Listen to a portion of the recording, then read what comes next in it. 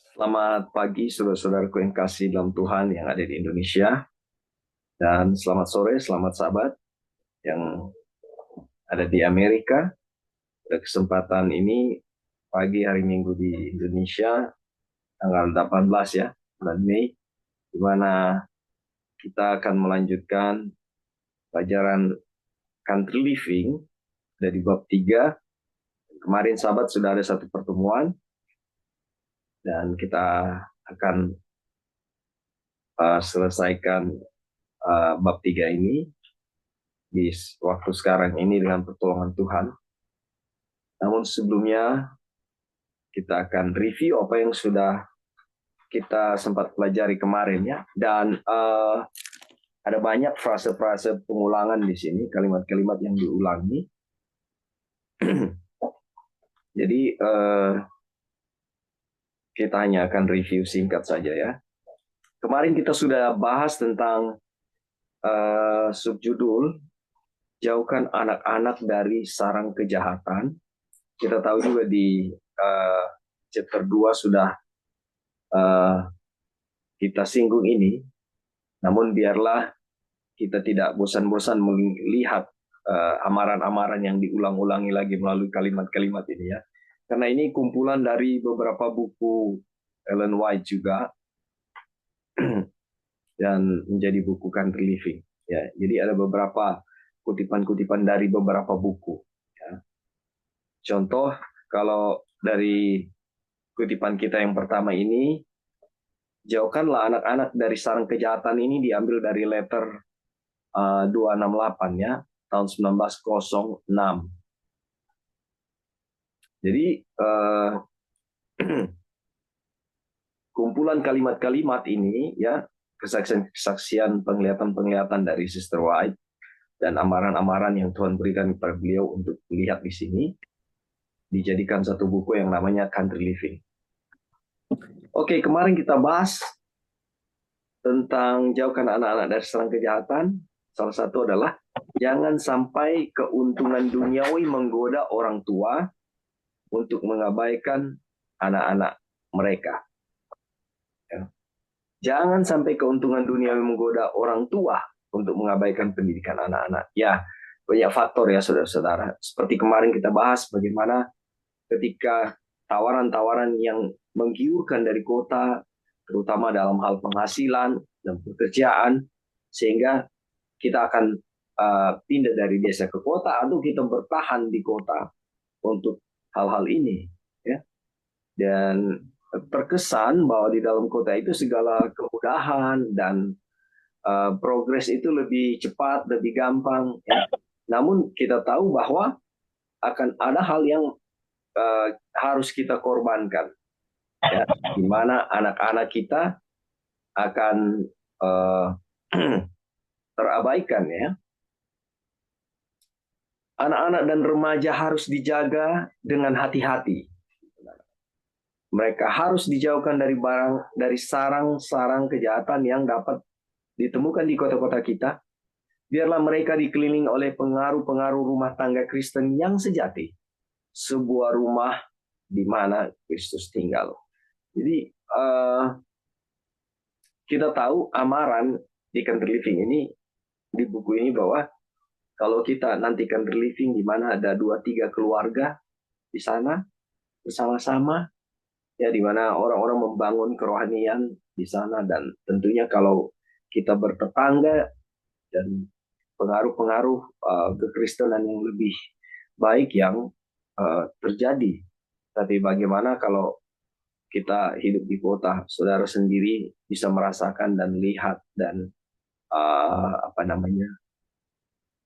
hiruk pikuk yang terjadi, ya. Oke, kita lanjut. Jadi sebelum bencana bertubi-tubi, malapetaka datang bertubi-tubi menimpa penduduk bumi, Tuhan memanggil semua orang Israel untuk mempersiapkan diri menghadapi peristiwa ini. Kumpulkanlah mereka dari orang-orang yang mengabaikan perintah-perintah Allah, yang mengajarkan dan melakukan kejahatan. Berikanlah kepada anak-anak Anda firman Allah sebagai dasar dari semua pendidikan mereka. Jadi fokus kepada, di chapter 3 ini fokus kepada anak-anak, ya, sebuah permohonan bagi para orang tua. Jadi memang sangat penting bagaimana anak-anak kita bertumbuh. Dari kami merasakan ya, dari bayi ketika cucu kami ada hidup bersama-sama dengan kita dan kita ada di country living, eh, secara kesehatan dan kutipan yang sudah kita pelajari ini sungguh benar dan nyata. Amin, saudara-saudara. Secara kesehatan, ya, secara fisik, tubuh terlatih, di mana kami harus jalan dari kampung untuk sampai ke tempat tinggal kami, kebun kami, itu olah fisik semua, ya, olahraga. Dan ada pekerjaan-pekerjaan yang dilihat oleh cucu kami yang harus kami lakukan. Mereka melihat dan mereka belajar bagaimana cabut rumput, membersihkan, mengatur bunga-bunga, dan juga mereka lihat bagaimana kita tebang pisang, ya, bagaimana membersihkan setelah kita tebang pisang, kita atur, dan segala sesuatu itu pendidikan fisik yang mereka lihat dan mereka perhatikan.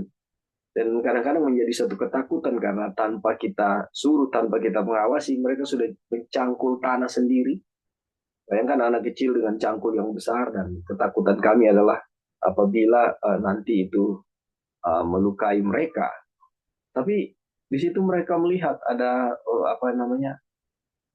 suatu cara kehidupan dan keteladanan yang harus mereka ikuti, ya.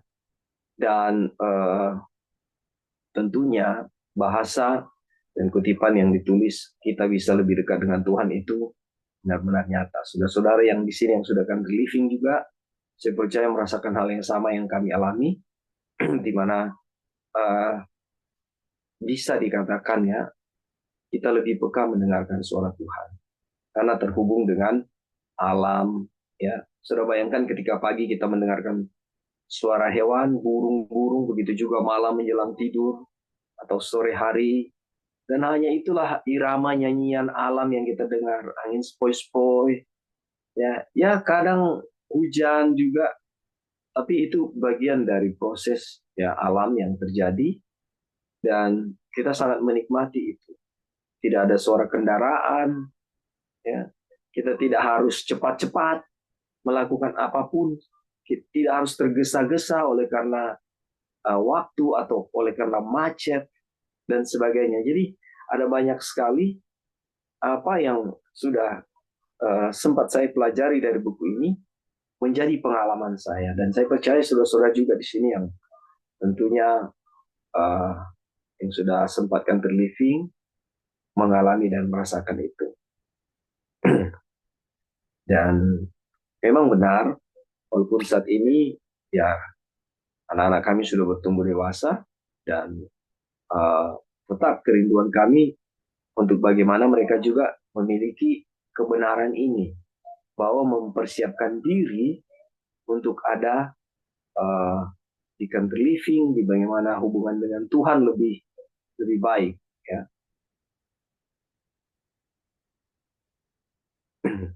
Jiwa anak-anak versus kemudahan dan kenyamanan. Ya, tadi sudah kita singgungnya bagaimana kenyamanan itu lebih terlihat ada di kota, ya. Apakah Anda mempersiapkan anggota keluarga Anda untuk pindah ke tanah surgawi? Apakah kalian mempersiapkan mereka untuk menjadi anggota keluarga kerajaan? Anak-anak raja surgawi. Apa gunanya seorang memperoleh seluruh dunia tapi kehilangan nyawanya? Saudara-saudara, saya percaya bahwa saudara-saudara sangat paham dan mengerti konsep-konsep ini, dan bagaimana kita menyerahkan ya segala kerinduan-kerinduan kita, segala prinsip-prinsip kebenaran yang kita pelajari ini boleh jadi bagian yang nyata bagi kita. Ya, ingat kutipan di chapter 1, Tuhan akan menuntun dari poin satu ke poin yang lain. Ya, poin yang berikut. Jadi memang butuh penyerahan, kita butuh doa. Ya, di saat kita mau merencanakan, kita berdoa, dan Tuhan yang akan tunjukkan itu, saudara-saudara. Kita jalan dengan iman. Kadang-kadang mana sudah disinggung juga, ya, bagaimana kita mau melangkah nggak punya uang, kan gitu. Gimana mau beli? Saudara-saudara,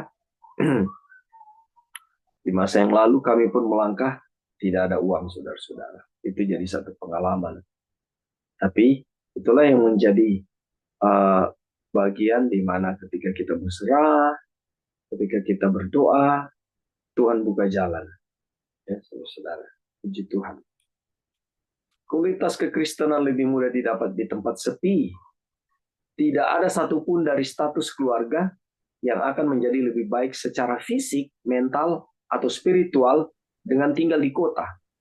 Iman, pengharapan kasih, kebahagiaan jauh lebih mudah diperoleh di tempat-tempat yang tenang, di mana terdapat ladang, bukit, dan pepohonan. Ini benar ya, kutipan ini saudara. Ini diambil dari manuskrip 76 tahun 1905. Ya. Jadi Sister White dia mencatat, ya. Dia merasakan pengalaman dia, ya. Dan dia diberikan penglihatan-penglihatan. Dia disuruh oleh Tuhan untuk menyampaikan amaran-amaran ini, ya. Jadi ketika kita baca ini, ya, dan kita yang sudah sempat merasakan, kita akan bilang ya dan amin. Bagaimana kita bisa lebih mudah terhubung dengan Tuhan, ya. Bukan berarti di kota tidak, saudara-saudara, tetapi ini dibilang nilai, ya, value-nya lebih dapat ketika kita ada di country living, dan ini adalah amaran, saudara-saudara. Oke, ada yang saudara-saudara perlu tambahkan untuk seksi review ini? Baik, kalau belum kita lanjut ya. Tempat perlindungan di daerah pedesaan. Hendaklah para orang tua mengerti bahwa melatih anak-anak mereka adalah pekerjaan yang penting dalam penyelamatan jiwa-jiwa. Sesuai judul ya.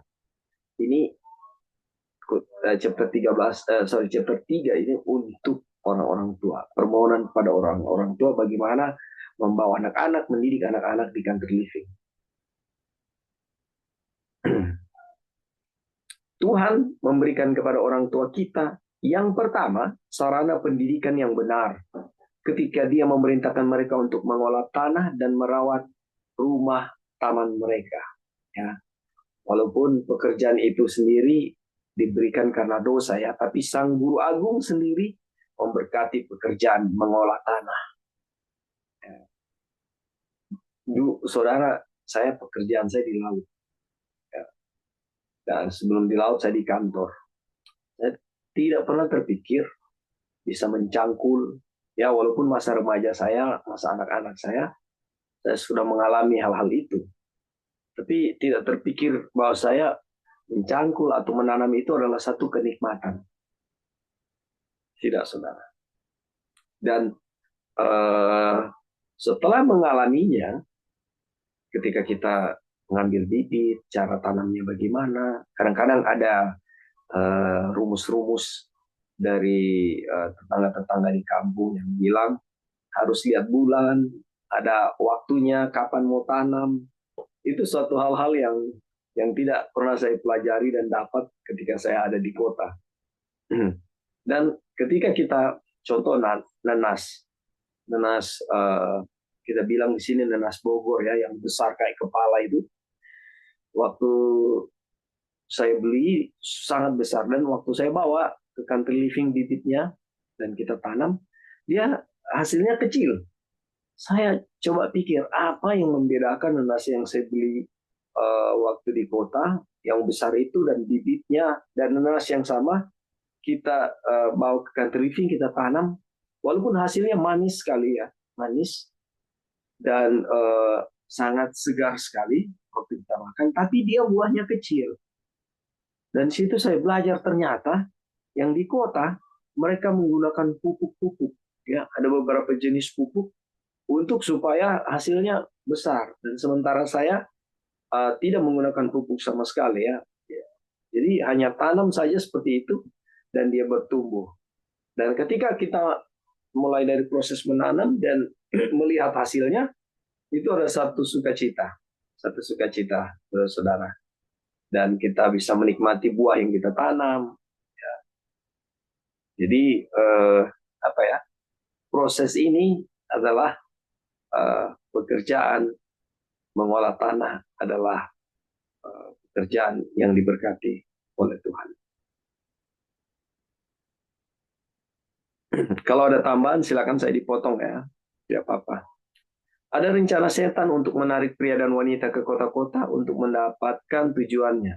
Ia menciptakan segala jenis hal baru dan hiburan, segala jenis kesenangan. Dan kota-kota di dunia saat ini menjadi seperti kota-kota sebelum air bah. Jadi dulu ini sudah terjadi, saudara-saudara. Makanya pengkhotbah bilang tidak ada yang baru di atas bumi ini, di muka bumi ini. Kita harus memikul beban yang terus-menerus ketika kita melihat penggenapan dari perkataan Kristus. Sama seperti zaman Nuh, demikian jugalah kelak pada kedatangan anak manusia. Matius 24 ayat 37. Pada zaman sebelum air bah, segala macam hiburan diciptakan untuk membawa manusia kepada kelalaian dan dosa. Hari ini, pada tahun 1908, setan bekerja dengan gencar agar kondisi kejahatan yang sama terjadi.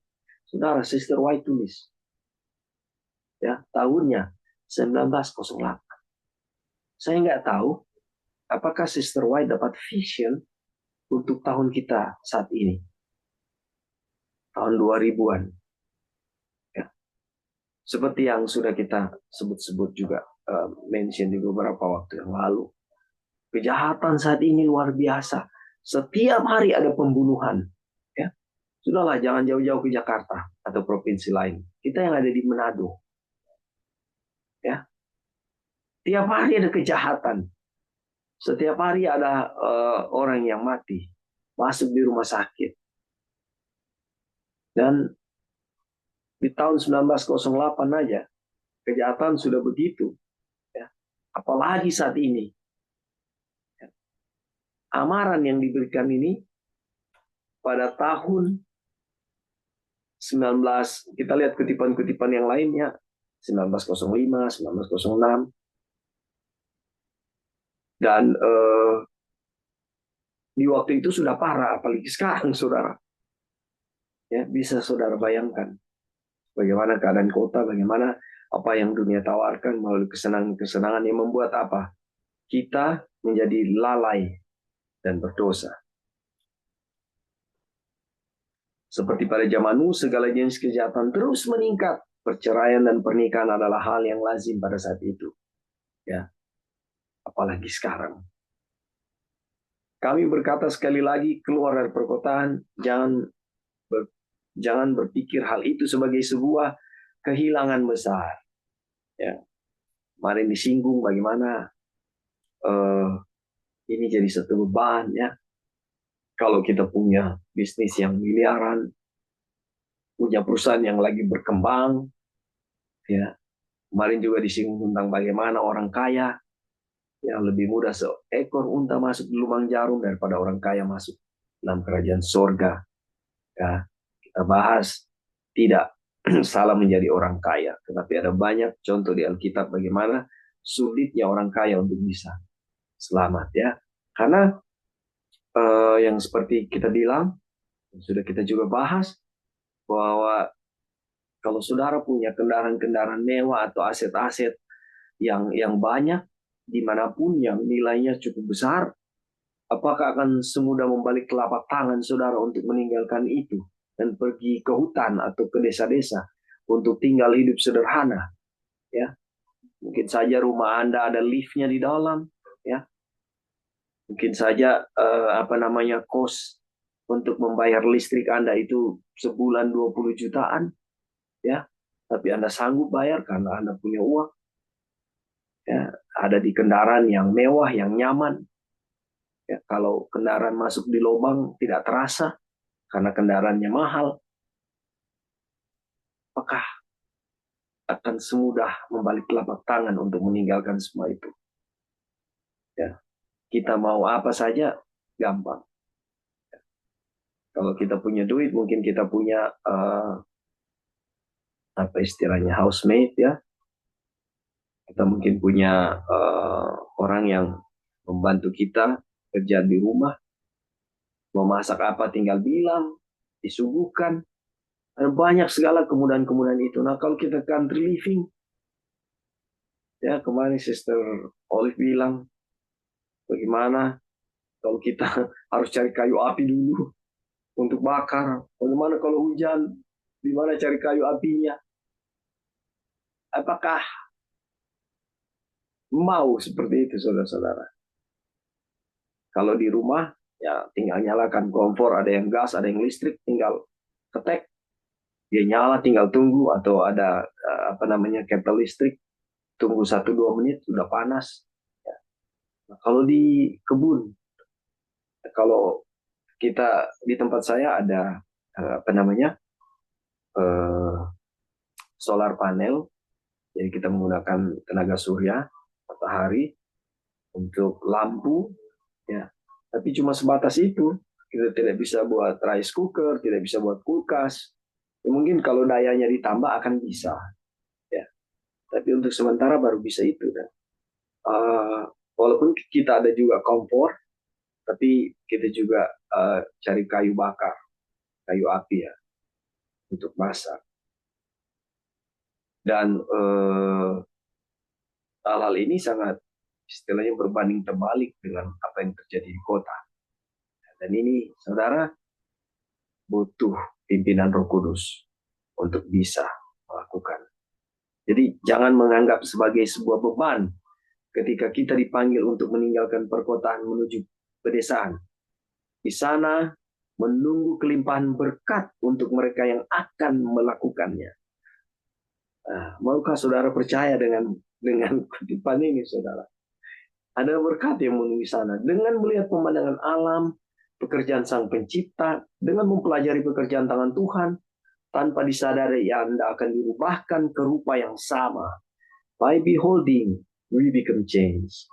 Dengan memandang, kita akan diubahkan.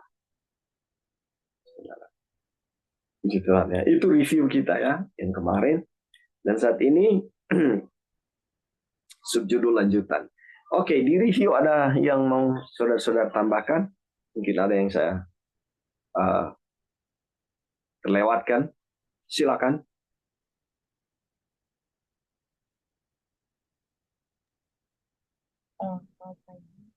Ya, silakan.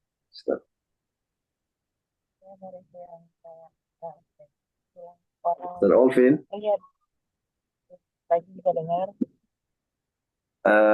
Bisa. Oh.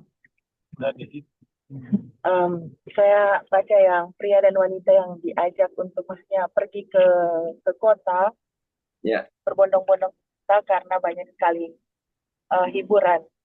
Dan sekarang yang saya lihat bukan hanya di kota banyak hiburan, karena hiburan itu sudah ada di tangan saya, istilahnya. Karena itu kalau orang mau pergi nonton bioskop harus pergi ke gedung bioskop. Tapi sekarang kalau orang mau nonton tidak perlu ke bioskop, tinggal tekan remote atau tekan HP, ada Netflix, ada Netflix. YouTube, ya ada, pokoknya ada banyak sekali. Kemudian orang kalau mau pergi berbelanja, waktu zaman dulu harus pergi ke tokonya atau pergi ke mall untuk pergi belanja. Tapi sekarang tidak perlu lagi pergi, belanjaan yang akan datang Online. kepada saya. Iya, saya tinggal tekan ketik, pembayaran tidak perlu lagi pergi ke ATM, bisa langsung via SMS banking, apa mobile banking atau apa segala macam. Jadi segala sesuatu dipermudah dan tinggal apa ya, tinggal kita apa saja, tinggal kita tekan, tinggal kita terserah mau apakan, kita mau apakan. Jadi sebenarnya tidak perlu ke kota juga karena di desa juga memang segala sesuatu sudah dipermudah. Dan buat saya, kenapa memang perlu pergi ke tempat yang ini? Karena waktu kemarin saya baca ada bilang kita harus pergi ke bukit-bukit, ke gunung-gunung. Itu berarti bukan lagi di desa yang benar-benar kayak contoh di tempat kami Mobuya. Desa ini bukan lagi seperti desa kebanyakan zaman-zaman dulu Hmm, 90-an yang benar-benar memang desa. desa. Sekarang sudah bukan desa, sudah desa semi kota karena Alfamart sudah ada, segala sesuatu sudah dipermudah. Jadi benar-benar apa ya? Bergeser. Ya bukan lagi iya. Jadi waktu pertama kali juga saya ini saya pikir iya, saya butuh tempat yang benar-benar tidak ada jangkauan dunia luar. Jadi makanya kami memutuskan untuk pergi jauh dari desa karena desa tempat kami country living juga waktu pertama kali kami country living kami tinggal di belakang desa jadi 500 meter dari pemukiman warga jadi agak jauh awal tinggal 1 2 3 bulan cuman kami sendiri di belakang itu tidak ada rumah-rumah tapi 6 bulan kemudian sudah ada bangunan di sebelah lahan kami ada Oh, orang sudah beli setelah itu terus tahu apa yang dia bangun kandang ayam untuk boxing oh, ayam biasa kalau untuk menyabung ayam untuk paring begitu jadi dia belilah lahan di sebelah kami dibangunlah kandang ayam itu dan kami pikir hanya bangun kandang ayam untuk pelihara ayam ternyata tidak saudara-saudara dia bangun untuk tempat perjudian sekalian jadi di oh, situ orang-orang bisa beli ayam, bisa sparring ayam di situ, dan ya pokoknya tempat perjudian. Dan rumah kami hanya ada satu kapleng tanah untuk pemisah antara rumah kami dengan kandang ayam itu. Jadi akhirnya suami dan saya pikir kayaknya kami harus lebih jauh dari ini. Dan kebetulan suami saya punya warisan yang punya tanah yang sekarang kami buat rumah itu jauh dari kampung. Kami ya. berusaha untuk buat rumah. Memang kami sudah siapkan bahan-bahan untuk buat rumah. Dan mungkin awalnya kami mungkin mau buat agak dekat di kampung. Tapi setelah kejadian itu kami putuskan untuk kayaknya kita harus menyingkir dari sini. Bukan hanya untuk kami sebenarnya, tapi saya punya 2 orang anak, punya anak Ya. perempuan dan punya anak laki-laki. Kalau buat saya pikir kalau punya anak laki-laki dengan lingkungan seperti ini, dia bisa jadi tukang pamannya. Kalau punya anak perempuan berbahaya juga karena selalu banyak sekali anak laki-laki yang datang dan punya resiko untuk anak perempuan saya. Jadi Ya. kami berpikir, jadi kami putuskan untuk pergi jauh. Dan waktu pergi jauh, saudara, karena saya juga tipikal suka hidup yang mudah, teman-teman saya tahu, termasuk Kak Wasti, saya suka sekali belanja online. Saya kalau stres, hobi saya adalah menghabiskan uang. Jadi waktu saya tinggal di country living, belanja online itu tidak terrealisasi karena mau online bagaimana. Memang awalnya dapat sinyal HP saya rasa canggih sekali HP saya. Walaupun di hutan itu dia bisa dapat jaringan 1 bar, 2 bar walaupun putus-putus. Walaupun depan chattingan WA yang masuk dia dia dapat. Jadi saya pikir percuma juga kalaupun mau mau Shopee Pay atau apa mau Shopee nggak bisa karena untuk WA saja memang loading lama sekali sampai menghabiskan baterai. Jadi saya pikir ya kalau waktu tinggal di country living itu selama beberapa bulan memang uang tertahan karena tidak belanja online. Kemudian yang kalaupun mau pergi kami ke pasar kami hanya belanja garam sama korek api dan Ya. minyak goreng itu Ya. karena di tempat kami kelapa hanya ada 3 pohon dan untuk buat minyak agak mustahil juga karena dia baru belajar berbuah jadi ya masih belanja di pasar tapi selebihnya memang kami bergantung di alam jadi Amin. memang tidak ini sekarang desa juga menyediakan hal yang sama seperti yang disediakan oleh kota jadi ya harus pikir-pikir juga mau cari tempat lihat juga segala situasi yang ada di desa jadi tidak hanya sekedar apa ya tidak hanya Ya. sekedar pindah saja oh karena kita sudah di desa tidak segala sesuatu hal-hal yang punya pengaruh di desa juga harus diperhatikan kalau tinggal di desa seperti desa Wanga tempat produksi cap tikus pikir juga ini desa ini akan membuat dampak apa buat anak saya jadi segala sesuatu walaupun rumahnya agak jauh harus pikir juga makanya juga saya harus berpikir jauh sangat jauh sampai ke hutan saya berpikir. Terima kasih Tuhan Ya, berkati. Itu dan terima kasih, Alvin. Jadi memang setan dengan segala usahanya yang keras, ya, melalui teknologi, ya. Jadi benar Pendeta Raffles dulu bilang, ya, sebenarnya hutan itu di mana sih? Dan kita tahu kecanggihan teknologi melalui satelit, ya, bahkan bisa memantau gerakan kita. Apapun itu salah satu contoh di mana eh, memang segi teknologi sangat bermanfaat buat kita, banyak hal. Tapi juga ingat bahwa setan dengan segala caranya membuat segala sesuatu, ya, di jam-jam akhir ini untuk bagaimana supaya manusia binasa. Ya. Jadi pengaruh akan juga masuk. Tetapi di buku Country Living yang kita sedang pelajari ini juga bilang ada banyak kelebihan, ya, ada banyak keuntungan ketika kita berada di uh, tempat country livingnya di pedesaan, ya, walaupun uh, hal-hal itu juga masuk, tapi keuntungan-keuntungan yang lain lebih besar kita dapat daripada kita ada di kota, ya. Salah satu kerohanian kita ingat, ya, 3 prinsip yang sudah kita pelajari tentang country living ini. Yang pertama adalah tentang kerohanian kita, lalu kesehatan tubuh kita, dan yang ketiga di mana kita belajar kasih Allah, ya. Tuhan sangat mengasihi kita melalui pekabaran ini kita dapat, dan ini benar. Terima kasih Sister Ovin sudah sharing dengan kita pengalaman dan tambahan juga, ya. Kita akan masuk untuk kutipan ini, ya. Nanti kalau ada tambahan silakan, ya. Untuk mengamankan tujuan terbesar, hidup rumah yang mahal, ya, perabotan yang mewah, pajangan, kemewahan, dan kemudahan tidak memberikan kondisi yang penting untuk kehidupan yang bahagia dan berguna. Saudara, ada satu orang yang saya kenal, dia punya Gucci mahal sekali, saudara. Dan uh, satu Gucci harga puluhan juta. Ya.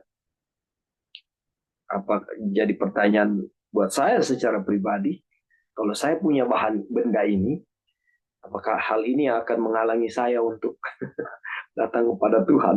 Ya. Contoh juga di atas kita sudah bahas tentang mobil, ya, rumah, dan hal-hal yang lain, ya, yang seakan-akan jadi beban kalau harus kita tinggalkan. Ya, tapi di sini dibilang tidak memberikan kondisi yang penting untuk kehidupan yang bahagia dan berguna. Yesus datang ke dunia untuk menyelesaikan pekerjaan terbesar yang pernah dilakukan di antara manusia.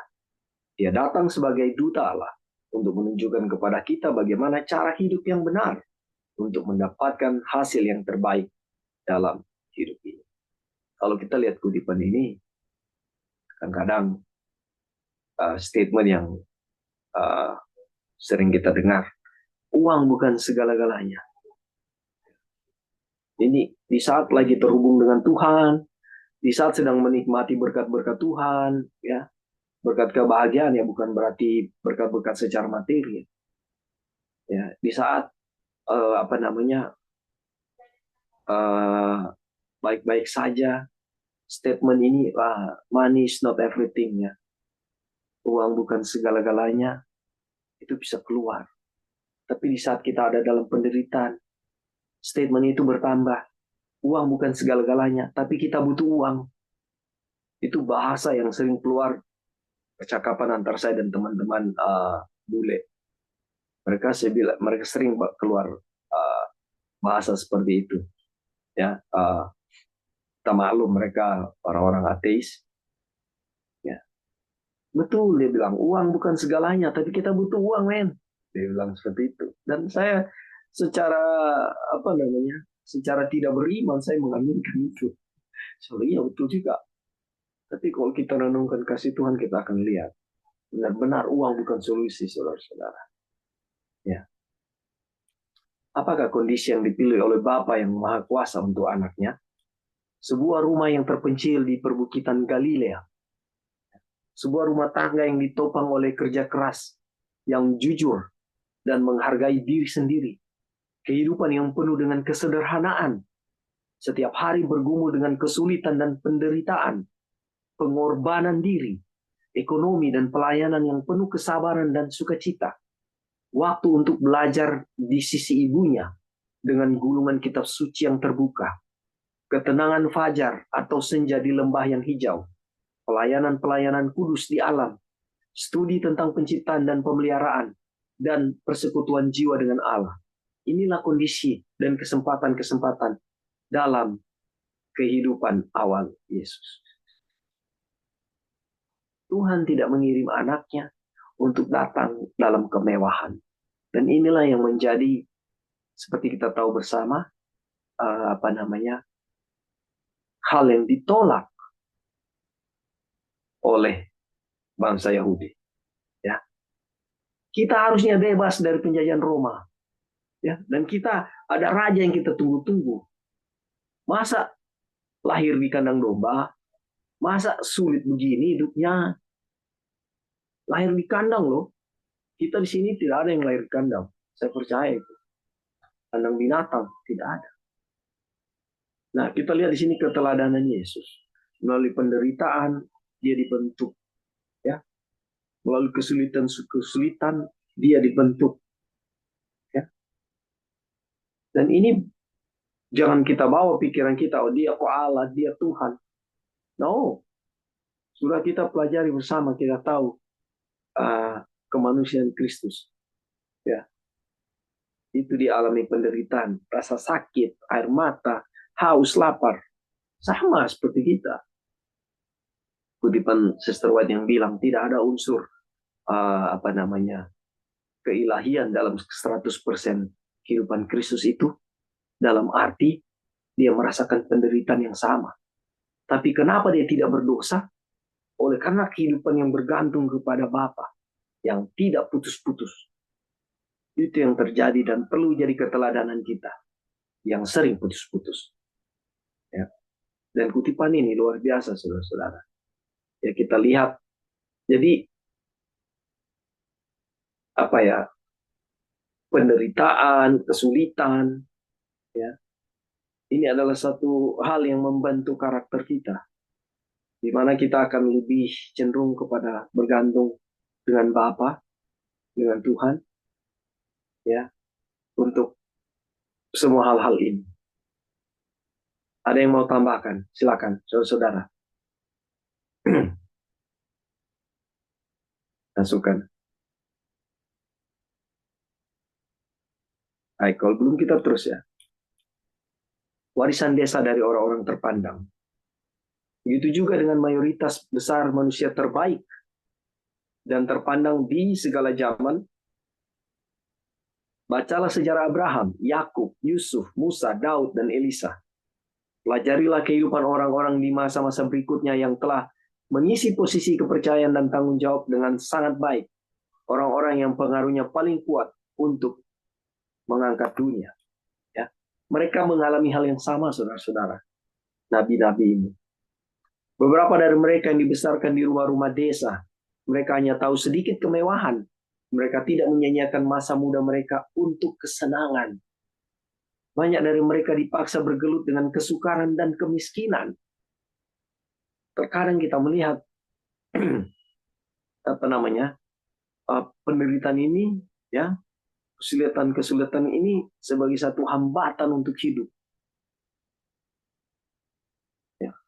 Tapi sebenarnya kita lihat hal-hal ini justru menuntun kita, ya, untuk memiliki karakter yang kuat. Ya, karakter Kristus bisa kita miliki. Ya, kesabaran, apalagi, ya, ketenangan, ya, bagaimana cari solusi itu kita sudah tahu pasti melalui Tuhan. Dan ini jangan dianggap sebagai satu hambatan untuk hidup. Di pagi hari mereka sudah bekerja dan kehidupan mereka yang aktif udara terbuka memberi kekuatan, elastisitas untuk pikiran mereka. Mereka belajar untuk melawan kesukaran dan mengatasi hambatan-hambatan. Dan mereka beroleh ketekunan. Mereka belajar keberanian, kemandirian, dan pengendalian diri. Terlindungi dengan kuat dari belenggu kejahatan. Mereka terpuaskan dengan hal-hal alami dan pergaulan yang sehat. Selera makan mereka sederhana dan punya kebiasaan tidak mudah tersinggung. Mereka dipimpin oleh prinsip dan bertumbuh kuat, murni, dan benar. Ketika dipanggil untuk melayani mereka, siap dengan kekuatan fisik dan mental, semangat yang membara, perencanaan dan kemampuan eksekusi, dan ketabahan dalam menghadapi kejahatan. Dengan demikian, mereka jadi kekuatan positif bagi dunia. Wah, saudara, indah sekali. Ya. Kita lihat bagaimana proses pembentukan itu terjadi melalui kesukaran, bagaimana mereka bisa mengatasi hambatan-hambatan. Ada masalah, mereka sudah tahu caranya mengatasi, karena mereka sudah terbiasa mengalami. Ya, tidak lepas dari perlindungan dan tuntunan Tuhan. Oke, sejauh ini ada yang mau kasih masukan, tambahan? Ya, silakan.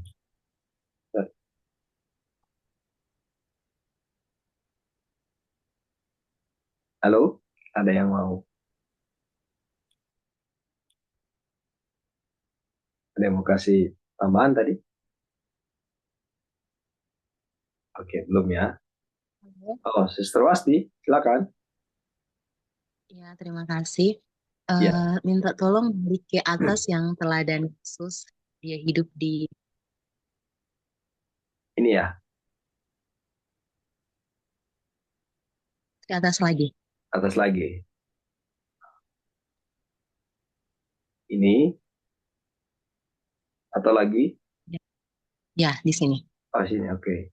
Jadi kalau kita baca di sini, Yesus punya teladan. Dia datang ke dunia, tidak datang dalam kemewahan. Dia Ya, tidak datang di dalam hidup sebagai anak seorang raja. ya. Karena seharusnya kan dia raja. Tetapi dia tidak datang dalam kemewahan, dia malah datang dalam kehinaan dan kemiskinan. Di sini dibilang sebuah rumah yang terpencil di perbukitan Galilea, sebuah rumah tangga yang ditopang oleh kerja keras, yang jujur dan menghargai diri sendiri, kehidupan yang penuh dengan kesederhanaan. Saya sangat bersyukur ya karena boleh mempelajari pelajaran ini, karena saat ini juga belum dikaruniai anak, tapi puji Tuhan karena Tuhan sudah memberikan pelajaran ini sangat penting bagi saya ke depannya ketika mendidik anak saya yang nanti Tuhan akan percayakan. Amin. Karena ada banyak statement yang keluar dari orang tua, terlebih khusus ibu, dibilang uh, bukan mau mengejar dunia, tapi bukanlah rencana saya untuk membawa anak saya hidup dalam kemiskinan, hidup dalam kesusahan, bukan kemiskinan ya, hidup kesusahan. Jadi orang tua ini, ada banyak orang tua yang berpikir bahwa mereka tidak mau anak mereka hidup susah sama seperti mereka. Mereka mau agar anak mereka hidup serba berkecukupan, serba mudah dan lain sebagainya. Tapi teladan yang Yesus tinggalkan sangat luar biasa. Malah dengan kehidupan Yesus yang penuh dengan kesederhanaan, kehidupan Yesus yang penuh dengan kesulitan, di situ Yesus belajar untuk menghadapi setiap tantangan dan karakternya malah dibentuk dari kecil saat itu. Bagaimana mungkin, coba ya kalau Yesus hidup sebagai dari kecil dia sudah dimanjakan dengan kemewahan dan segala kemudahan. Apakah dia bisa melalui jalan-jalan sukar di mana nanti dia akan memikul salib dan sebagainya? Pasti itu tidak akan terjadi karena pembentukan karakter itu dari kecil. Jadi kenapa sampai Tuhan memberikan amaran ini kepada para orang tua untuk mendidik anak-anak di dalam kesederhanaan, di dalam melatih mereka untuk menghadapi masa-masa sulit, karena ternyata akan ada masa sulit nanti yang akan dihadapi. Dan terlebih katanya di bawah yang kalau saya tidak salah, tadi dibahas bahwa mereka ini akan dipersiapkan untuk pekerjaan Tuhan. Ketika dipanggil untuk bekerja bagi Tuhan, mau melayani, anak-anak ini yang akan merespon panggilan Tuhan. Mereka akan bekerja dengan jujur dalam pelayanan, dengan dedikasi yang luar biasa yang mereka sudah dapatkan dari kecil. Tapi coba kalau anak-anak yang dibesarkan dalam kemudahan, segala kemudahan, kemewahan, mereka tinggal taunya makan, tidak diajarkan, tidak belajar bagaimana mereka sulit pada waktu mereka kecil mendapatkan makan saja harus harus menanam dan lain sebagainya, tinggal taunya ibunya kasih makan. Mereka juga untuk dipanggil melayani akan sangat susah. Mungkin ada ya, tapi akan sangat susah untuk merespon panggilan itu. Nah, Ya, jadi ini panggilan bagi uh, para orang tua yang mau mendidik anak yang cita-citanya bukan untuk menjadi sukses di dunia, tapi anak itu akan dipakai Tuhan untuk menjadi alat Tuhan, ya harus dididik di dalam kesederhanaan, dididik di kehidupan di pedesaan, berkebun, dan lain sebagainya. Itu akan mendidik anak itu untuk dipersiapkan menjadi alat Tuhan yang akan Tuhan pakai untuk pekerjaan. Oke, mungkin itu tambahan sedikit. Terima kasih. terima kasih Sister Wasti. Jadi itu adalah kebenaran apa yang disampaikannya. Orang tua cenderung ya pada uh, era sekarang tuh, karena dulu kita mengalami kesusahan, kita nggak mau anak-anak kita susah seperti kita. Itu manusiawi sekali, dan tapi itu bukan tujuan hidup. Dan terima kasih sudah diangkat di sini, Sister Wasti, karena uh, sangat penting ya. Jadi apa namanya? Saya juga disadarkan melalui pekabaran ini bahwa sebenarnya biar aja ya kita dalam kehidupan apa yang Tuhan izinkan kita hidup, ya kalau kita susah, ya kita orang susah, kita bukan orang kaya. Uh, itu menjadi suatu apa yang persis kita baca sebagai satu pendidikan. Ya. Kita juga tidak perlu mengeluh kenapa hidup saya begini, ya. Kenapa saya tidak seperti sahabat saya, ya. Kenapa tidak seperti orang ini, orang itu. Ya. Ternyata Tuhan menentukan kita, kalau uh, bahasa dari saudara-saudara kita di Muslim bilang takdir. Tuhan menentukan garis kehidupan kita seperti itu, ya, dengan ada maksud-maksud Tuhan, dan kita tidak, hakikatnya kita menerima semua itu, kita tidak mengeluh, kita menjalaninya, bukan satu hal yang hina, ya. Oleh karena bagaimana kita lihat Yesus dalam kehidupan dan keteladanannya melalui kesederhanaan dan kemiskinan dan penderitaan, dan tidak ada keluh kesah di situ. Itulah yang harus jadi bagian keteladanan kita ya, apapun keadaan kita saat ini. Terima kasih Sister Wasti. Ada yang lain saudara-saudara? Tambahan? Oke, kalau belum kita lanjut ya. Warisan desa dari orang-orang terpandang tadi sudah kita bahas. Bagaimana nabi-nabi juga mengalami hal itu. Ya. Lebih berharga dari kekayaan. Lebih baik daripada warisan. Sorry. Lebih baik daripada warisan kekayaan lainnya yang dapat Anda berikan kepada anak-anak Anda. Pendidikan-pendidikan itu tadi ya. Adalah karunia tubuh yang sehat, pikiran yang sehat, dan karakter yang mulia. Mereka yang memahami apa yang dimaksud dengan kesuksesan sejati dalam hidup akan menjadi orang yang bijaksana.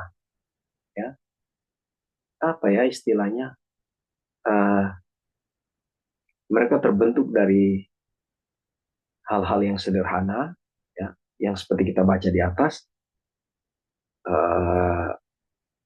sehingga kesuksesan sejati dalam hidup itu menjadi orang yang bijaksana.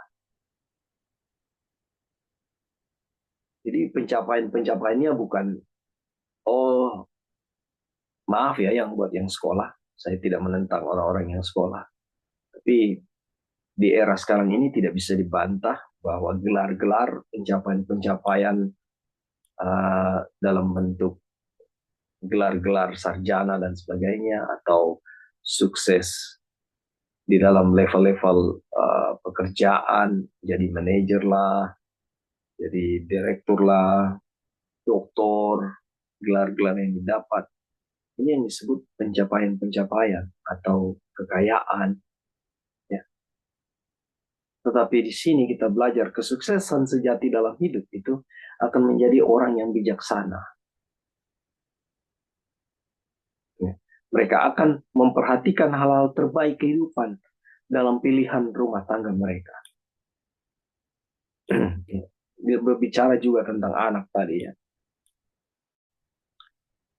Daripada tinggal di tempat di mana hanya pekerjaan manusia yang dapat dilihat, di mana pemandangan dan suara-suara yang sering menimbulkan pikiran jahat, di mana kekacauan dan kebingungan menimbulkan keletihan dan kegelisahan, pergilah ke tempat di mana Anda dapat melihat karya-karya Allah. Temukanlah ketenangan jiwa dalam keindahan dan ketenangan serta kedamaian alam. Biarkan mata beristirahat di ladang hijau, kebun dan perbukitan. Tataplah langit biru, tanpa terhalang debu dan asap kota, dan hiruplah udara surga yang menyegarkan. Pergilah ke tempat yang jauh dari gangguan dan hiruk-pikuk kehidupan kota, di mana Anda dapat menemani anak-anak Anda, di mana Anda dapat mengajar mereka untuk mengenal Tuhan melalui pekerjaannya, dan melatih mereka untuk hidup yang berintegritas dan berguna. Luar biasa saudara-saudara ya, panggilan untuk country living, tinggal ke pedesaan, dengan satu makna belas kasihan Tuhan ya. Oke, ada yang mau kasih tambahan di kutipan ini?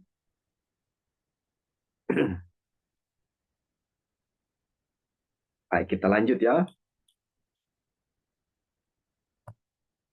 Beragam manfaat dari kehidupan aktif di luar ruangan. Akan lebih baik bagi Anda untuk meletakkan kekhawatiran Anda yang membingungkan dan mencari tempat peristirahatan di pedesaan, di mana tidak ada pengaruh kuat yang merusak moral generasi muda. Ya, saudara, beberapa peristiwa pembunuhan, ya tadi sudah disinggung Sister Olvin. Ya, akhir-akhir ini beberapa peristiwa pembunuhan yang terjadi itu ada di desa. Kenapa? Karena mereka duduk satu meja di dalam perjamuan arak, ya, perjamuan di Manado sini cap tikus, ya, alkohol. Dan pengaruh juga jahat yang ada di desa juga. Itu kalau kita di Minahasa ini ya sangat kuat juga. Ya. Oleh karena ada yang kita lihat di pedesaannya. Makanya kutipannya kalau boleh di bukit-bukit, di pegunungan, ya. Tapi bukan maksudnya di hutan ya. Jangan salah pahami. Ya, kalau Tuhan pun tuntun Anda ke hutan, silakan, karena itu rancangan Tuhan buat Anda ya. Saya tidak membatasi hal itu, tapi yang saya mau bilang bahwa di pedesaan pun juga seperti yang kita sama-sama lihat dan saksikan, pengaruhnya juga cukup kuat ya. Kejahatan-kejahatan juga ada di desa. Ya. Walaupun tidak separah yang ada di kota. Ya. Jadi memang tidak bisa dibantah kejahatan-kejahatan di dunia ini. Ya. Mau di hutan, ya. Mau di kebun, ada itu. Tetapi kalau kita bicara pengaruh yang merusak moral, ini di kota tempatnya, saudara-saudara. Di desa juga ada, ya, walaupun tidak separah kota. Ini tidak kita bantah, ya. Adalah benar bahwa Anda tidak akan sepenuhnya terbebas dari gangguan-gangguan dan kegelisahan di desa. Ini yang baru saya sebut, dan Sister Olvin juga bilang. Nah, Tetapi di sana Anda dapat menghindari banyak kejahatan. Sebentar, saudara.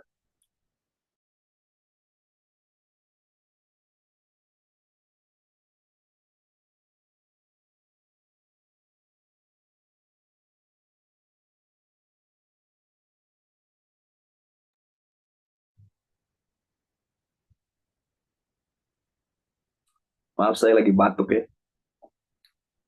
Saya ulangi, adalah benar bahwa Anda tidak akan sepenuhnya terbebas dari gangguan-gangguan dan kegelisahan di desa.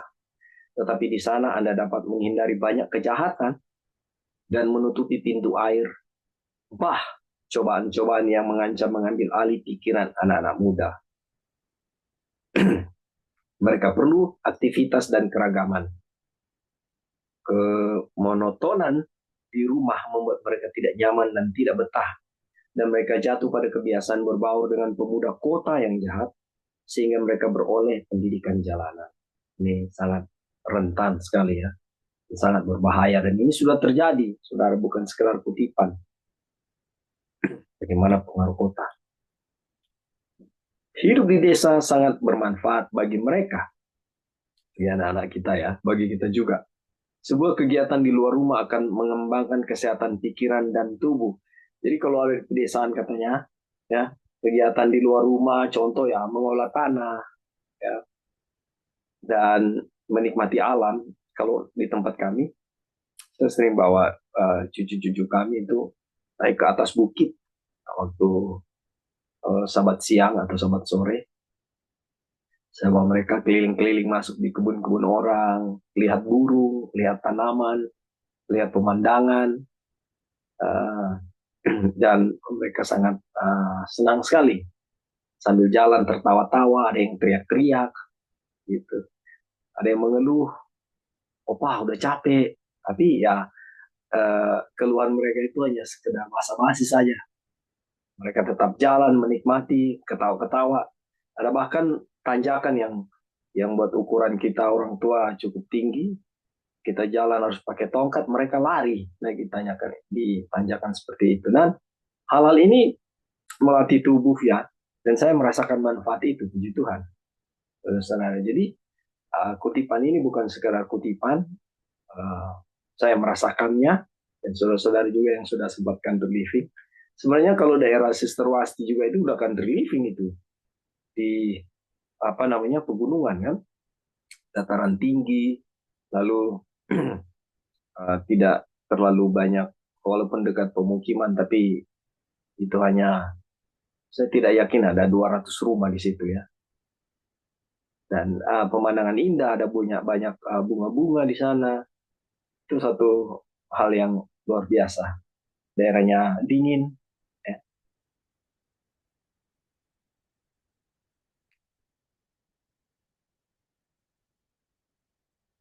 Mereka seharusnya punya satu kebun untuk diolah, di mana mereka dapat menemukan kesenangan dan pekerjaan yang berguna. Pendidikan mengenai tanaman dan bunga cenderung meningkatkan selera dan penilaian. Sementara berkenalan dengan ciptaan Tuhan yang bermakna dan indah memiliki pengaruh untuk memurnikan dan mengangkat pemikiran kepada Sang Pencipta dan penguasa segala sesuatu. Lebih terbawa kepada suasana alam untuk melihat bagaimana Tuhan. Ya, pengalaman kami ketika kita mengadakan perjalanan di kebun-kebun, di hutan, itu di bukit-bukit, sambil jalan kita tidak sekedar foto-foto atau kita juga menjelaskan bagaimana Tuhan memproses tumbuhan ini, bagaimana dia bertumbuh, ada air hujan yang Tuhan berikan, dan bagaimana kuasa Tuhan melalui tumbuh-tumbuhan ini. Kita jelaskan ke cucu-cucu dan ada beberapa pertanyaan yang keluar dari mulut mereka. Jadi ada interaksi dan mungkin terlihat sederhana ya, tapi sebenarnya pendidikan sedang terjadi dan itu tertanam di dalam benak dan pikiran mereka. Dan walaupun saat ini mereka sekolah di kota, kadang-kadang mereka rindu untuk ajak lagi kami ke kebun opa, seperti itu. Itu adalah kesan yang baik yang mereka miliki, ya, mulai dari kecil. Jadi kalau bisa belajar mengolah tanah, menikmati pertumbuhan dari apa yang mereka olah, yang mereka tanam, itu satu hal-hal yang indah, ya, yang yang bisa dikatakan tidak bisa kita dapat 100% seperti kalau kita ada di kota.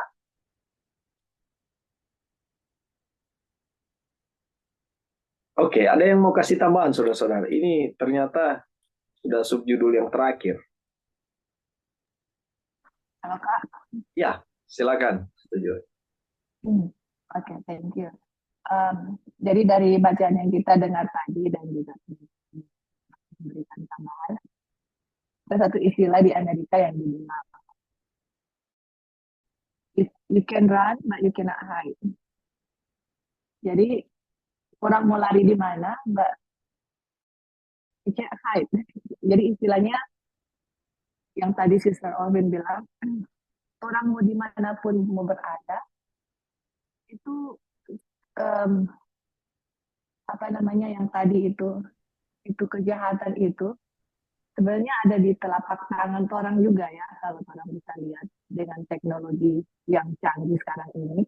Iya. Jadi walaupun orang tinggal di desa, orang bilang mau running away from the city itu kan namanya you can run, tapi nggak bisa hide. Nggak bisa hide itu artinya yang mau kontrol kita itu siapa gitu sebenarnya.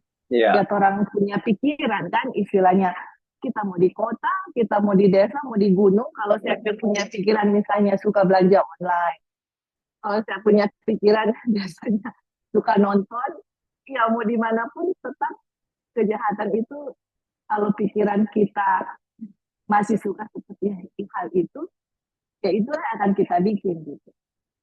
Nah, tapi yang kita mau bawakan di sini adalah di mana di kehidupan di pedesaan mau dibandingkan dengan di kota.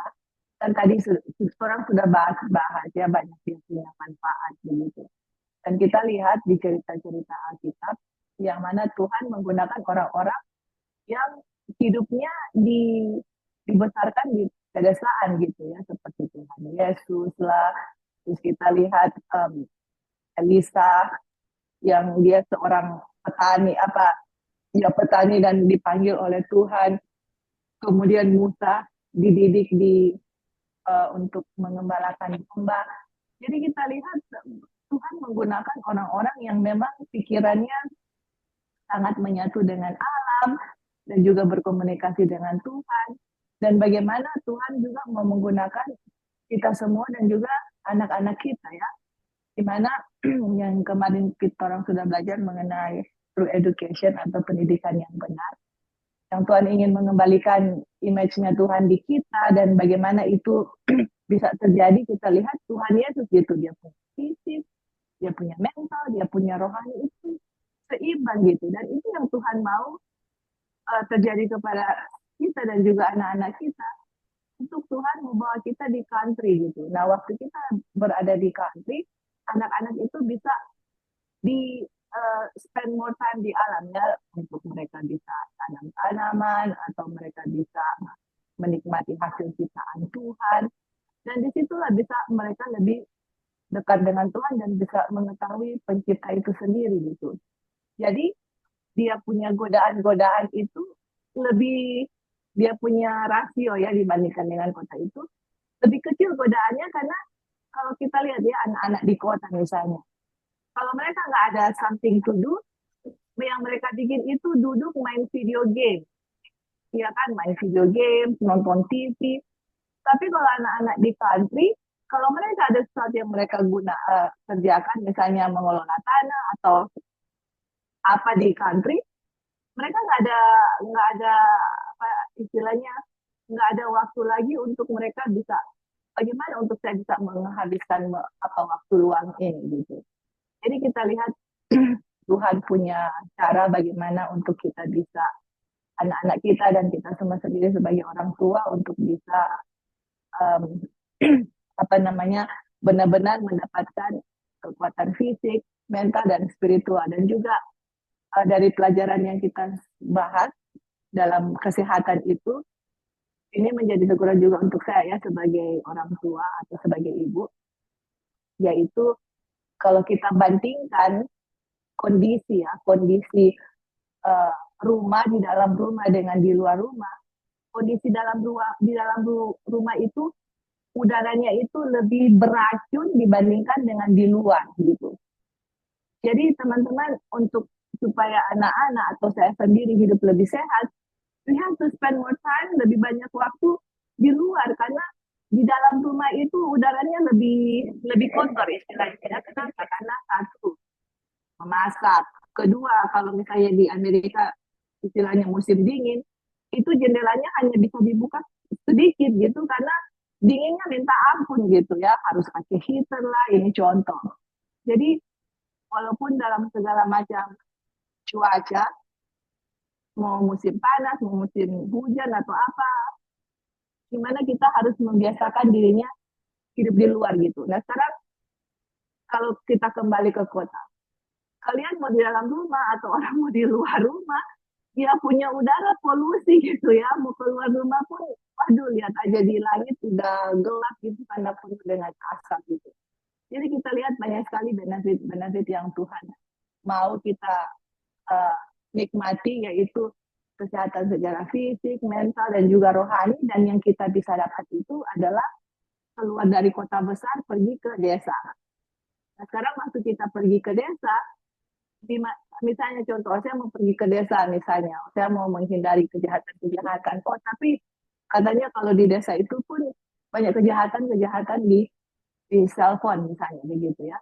Nah itulah teman-teman, itulah pergumulan kita masing-masing gitu. Di tempat dimanapun kita berada, kita minta sama Tuhan untuk menghilangkan kita punya kebiasaan-kebiasaan buruk, contoh ya.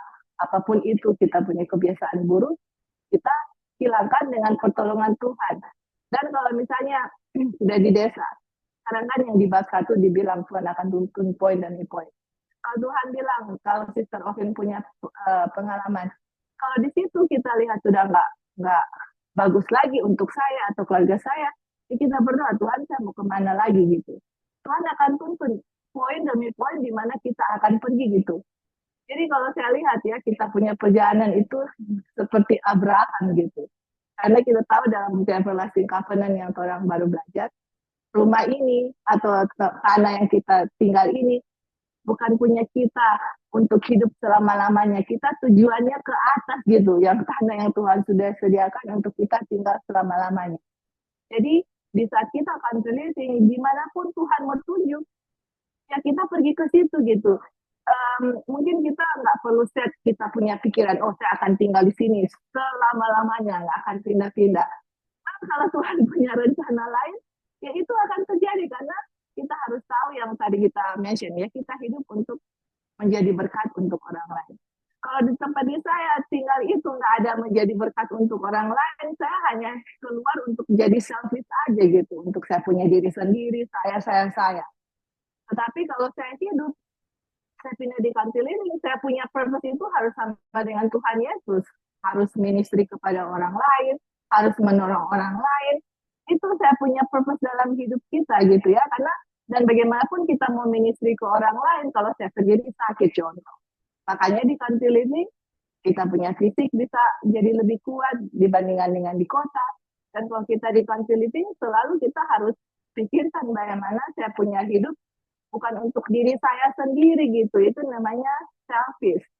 Saya hidup di Country Living, saya harus hidup untuk bagaimana saya bisa menjadi berkat, menjangkau orang lain, menolong orang lain yang masih di kota, menolong masyarakat di situ. Apa yang saya bisa bikin, itu yang harus kita juga pikirkan untuk Country Living ya. Jadi gimana anak-anak itu juga, yang kalau teman-teman yang punya anak, selain mereka bisa bekerja di luar, mereka mendapatkan kekuasaan fisik yang baik karena mereka di luar, mental dan spiritual lebih mengenal akan pencipta Tuhan, tapi mereka juga harus dilatih bagaimana mereka juga bisa menjadi berkat untuk orang lain, bukan hanya untuk saya sehat, saya kuat, and so what gitu loh. Kalau kita hanya hidup untuk diri sendiri, Tuhan Yesus punya kehidupan, dia tidak hidup untuk dirinya sendiri, dia hidup satu hari itu untuk menjadi blessing untuk orang lain, dan saya rasa Tuhan juga mau untuk kita menjadi berkat bagi orang lain. Oke, itu aja Kak tambahannya. Thank you. Baik. Puji Tuhan, Sister Joy. Terima kasih. Jadi, itu satu prinsip yang penting. Jadi, memang kegaduhan akan terjadi di saat kita baru mau country living. Oke, ada Sister Linda, silakan. Ada yang mau disampaikan sebelum saya Iya, lanjut? barusan Sister Joy kali ya, Joy ya. Iya, betul. Bilang kalau sudah di tempat country living, jangan tetapkan pikiran bahwa sudah itulah selamanya. Tapi saya sudah di country ya, sudah di country living. Nggak isi loh, nggak gampang mau pindah-pindah. Umpamanya mau suruh pindah, nggak tahu kalau mungkin Holy Spirit yang sangat kuat suruh pindah lagi ke tempat yang lain. Ya, ya mau nggak mau kita harus berangkat. Tapi kalau hanya kenyataannya untuk country living itu nggak gampang. Kita harus udah bikin ini, bikin itu, spend money, spend time, spend ini, ya tenaga ya. Nggak gampang loh. Langsung mau pindah-pindah kemana gitu. Iya. So I don't know. Saya dan husband sekarang yang inilah tempat kami sampai Yesus datang. Itu pikiran. Nggak tahu kalau apa harus nggak menetapkan kalau ada Tuhan bilang harus pindah lagi, karena sebelum pilih ini tempat sudah berdoa di mana tempat pergi untuk Iya, hidup di country. So it's betul. not gampang untuk mau pindah-pindah gitu loh. Bukannya selfish ya, tapi nggak easy sebagai human being, apalagi kita sudah umuran ya. Iya, Agak tenaga itu udah nggak seperti yang orang muda gitu loh, gampang sekali. Cuman itu mas saya bilang. Thank iya. you. Terima kasih, Sister Linda. Jadi, begini, yang saya tangkap dari Sister Joy tadi, bukan artinya kita harus pindah-pindah ya. Jadi ada pengalaman Sister Olvin juga di sini. Silakan, mau kasih tambahan. Oke, dari saya mungkin Oke, poin brother. yang tentang mendampingi anak-anak itu kan ada kan yang itu bersama-sama dengan anak. Iya, Jadi yang saya dapat pengalaman saya adalah saya dulu pas mau country living-nya itu pas bangun rumah dan sebagainya, tanam, terlihat semua harus dilakukan dengan benar atau lebih cepat. Nah, terkait dengan anak-anak itu jadinya seperti ini, aduh mau bikin ini, nanti anak-anak ini minta bermain, kalau mereka mau bantu juga cuma bikin lama dan sebagainya. Pada kenyataannya yang saya alami adalah justru itulah gunanya anak-anak itu ikut dalam kegiatan kita, bertani kah, atau bikin rumah, atau cuci piring, cuci baju. Bukan mereka yang memperlambat, tapi saya yang terlalu cepat sebenarnya. Jadi dengan adanya anak-anak itu untuk didampingi, sebenarnya itulah tujuan saya bikin rumah supaya mereka nyaman. Tapi di saat mereka itu merasa bahwa mereka jadi beban, itu juga yang jadi salah satu faktor ya mereka jadi bosan di sana. Jadi pengalaman saya terkait saya dengar tadi, saya notice tentang anak-anak itu didampingi bersama-sama dengan mereka, dan itu nyata sebenarnya. iya, Di saat mereka mendapatkan pelajaran untuk bisa cuci piring kah, iya, membantu di sebagainya, mereka dapat education-nya itu. Tapi di sisi lain juga hubungan saya dengan anak itu jadi lebih intens, betul. karena alasan saya dulu pergi country living untuk saya tidak ada waktu dengan anak-anak, dan sekarang saya pergi pasti country living saya sibuk dengan bangun rumah, saya sibuk dengan bertanam, tapi anak-anaknya itu tidak ada waktu dengan saya. Jadi dengan kutipan ini ya memperjelas sebenarnya anak-anak itu harus dilibatkan ya semampu mereka. Jika muncul kayak, aduh mau paku ini, mereka minta untuk apa, minta paku 2 untuk bikin ini. Kadang kan jadi, aduh nanti lama nanti ini. Ini mau sampai setengah hari cuma mau tunggu dia. Sebenarnya itulah kesempatan yang Tuhan kasih ke kita sebagai orang tua untuk bangun, tanya mau bikin apa, Ya. berapa lama mungkin. Sebenarnya itu yang anak-anak butuhkan sebenarnya. Yang tidak didapatkan waktu saya masih kerja dulu. Ya. Keluar jam 6, pulang sore. Dan akhirnya mereka melihat ya, guru mereka lebih penting daripada orang tua. Jadi poin saya adalah di saat anak-anak itu dilibatkan, itu sebenarnya bagian dari saya juga membangun hubungan dengan mereka. Ya. Ya sekarang masalah di dunia sekarang yang LGBT dan sebagainya. Karena apa? Hubungan dengan orang tuanya itu yang nggak ada. Mereka cari kesenangan itu karena untuk berkomunikasi dengan orang tua itu nggak ada. Jadi itu yang saya bisa bagikan bahwa anak-anak di country living nanti akan ada di titik bikin lambat pekerjaan. Tapi sebenarnya itu adalah bagian dari saya membangun hubungan dengan mereka. Terima kasih. Terima kasih untuk tambahan dari sisi anak-anak itu ya. Puji Tuhan, Brother Jupri ya. Mungkin dari Itu benar dan itu proses ya. Oke, ada lagi yang mau kasih? mungkin saya Kak, kami lagi di jalan soalnya, jadi di belakang mobil kami ada mobil juga memang agak. Oke. Saya mau terkait Kak Joy tadi sama kakak Sister Linda. soal ya Sister Winda soal pindah. Kenapa kami yang lalu pindah itu? Memang rumah yang kami tinggal itu memang apa ya, rumah dari kakak ipar saya, dan mereka apa ya, mereka tidak tinggal di situ lagi, dan mereka minta kami untuk tinggal di situ karena kami belum buat rumah waktu itu kan. Jadi makanya kami setelah kami nggak keluar banyak uang untuk itu, makanya kami pindah. Dan waktu pun kami pindah di tempat country living ini, sudah kami tinggal ini, terus kami kan diajak oleh teman untuk bantu-bantu di sekolah di Mobu ya, di Medicine School. Jadi kami pergi. Dan di sana ternyata ada teman-teman kami perkumpulan yang juga ingin pergi country living. Jadi kami sharing-sharing. Dan mereka ajak-ajak, ayolah kita sama-sama pergi ke tempat country living di Lowatak sama-sama dengan Kak Wasti. Dan ada beberapa teman. Kita sampai hampir goyangin, Tuhan, apakah saya harus ikut dengan mereka pergi ke Lowatak?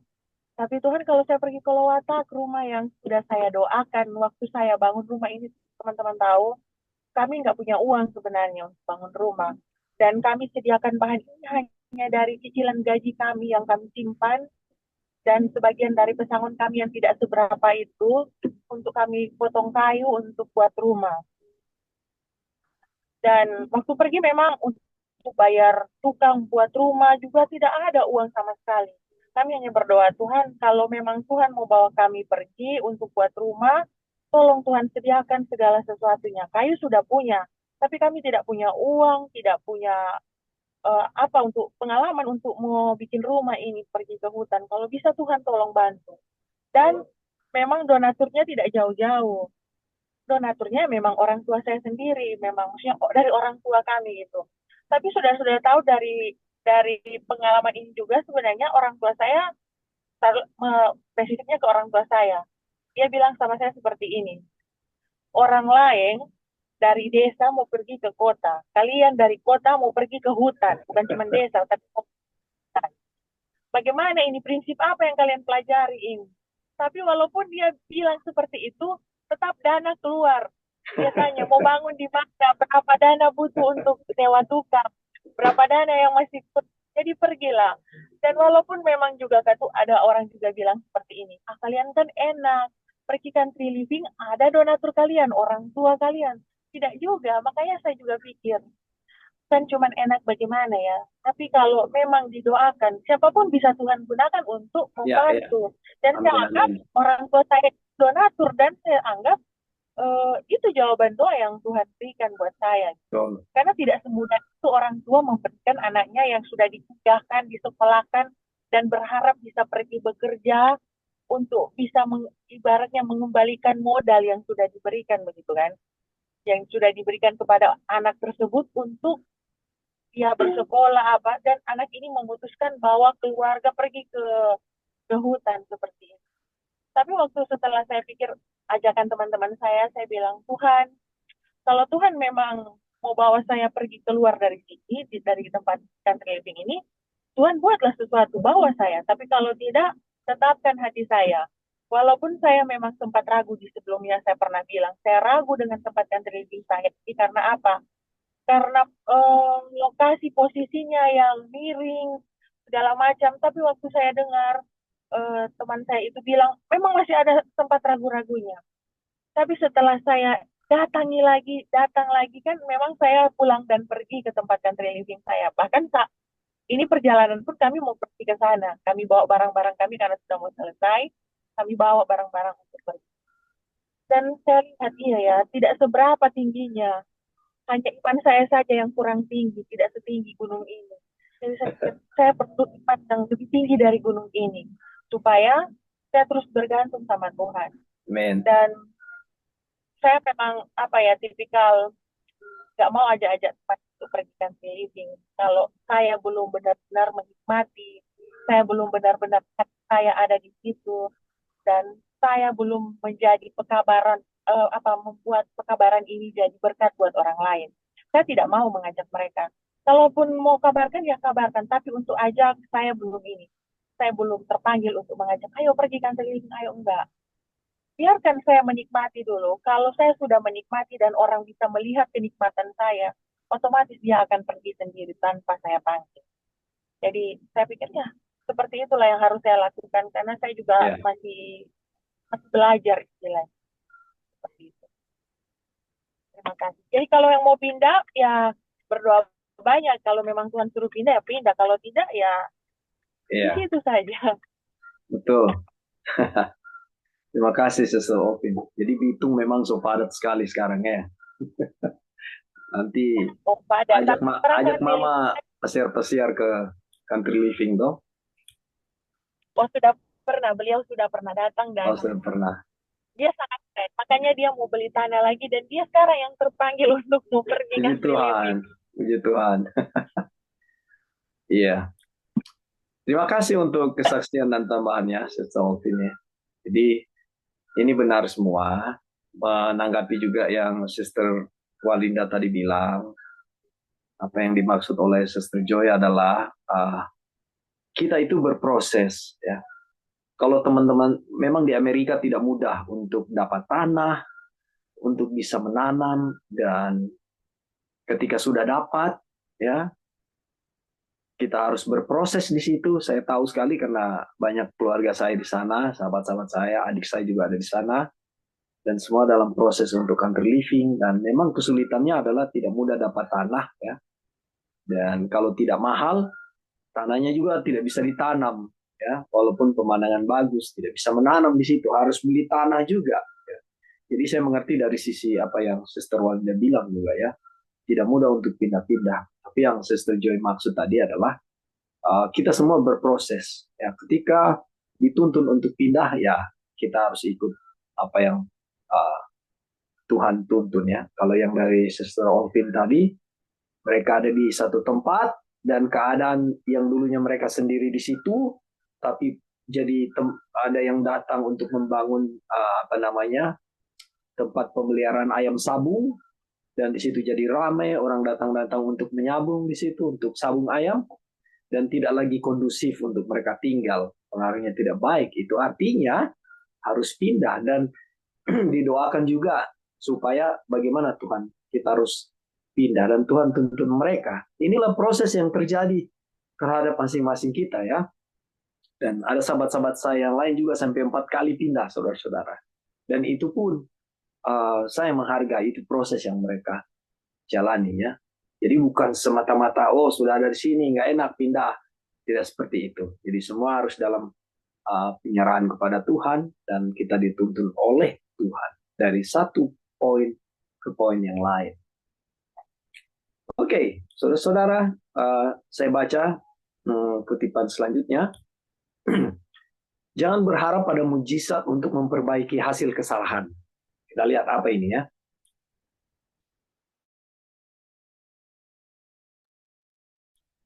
Saya melihat bunga-bunga ini dan setiap melihatnya saya berpikir akan Taman Eden. Hal ini adalah ekspresi kasih Tuhan kepada kita. Demikianlah Dia memberi kita di dunia ini sedikit citra rasa Eden. Dia ingin kita bersuka cita akan hal-hal indah ciptaannya.